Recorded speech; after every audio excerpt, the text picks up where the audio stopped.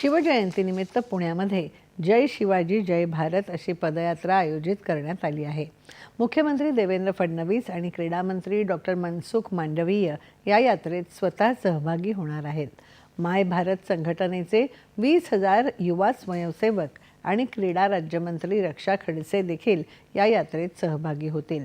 उद्या महाराष्ट्रातल्या सर्व 36 जिल्ह्यांमध्ये शिवजयंतीनिमित्त अशी यात्रा निघणार आहे। छत्रपती शिवरायांचं नेतृत्व गुण, त्यांचं शौर्य आणि साहस यातून युवकांना प्रेरणा मिळावी यासाठी 4 किलोमीटर पदयात्रा काढली जाणार आहे। पहिल्यांदाच राज्यात एकाच वेळी ही पदयात्रा निघणार आहे। त्याआधी गेल्या काही दिवसांपासून राज्यात युवकांनी केलेल्या पदयात्रांमधून शिवरायांचे पुतळे आणि ऐतिहासिक स्थळांच्या स्वच्छता मोहिमा, योगाभ्यास, छत्रपती शिवरायांवर व्याख्यानं आणि स्पर्धा तसंच सांस्कृतिक कार्यक्रम घेण्यात आले, ज्याला युवकांचा मोठा प्रतिसाद मिळाला।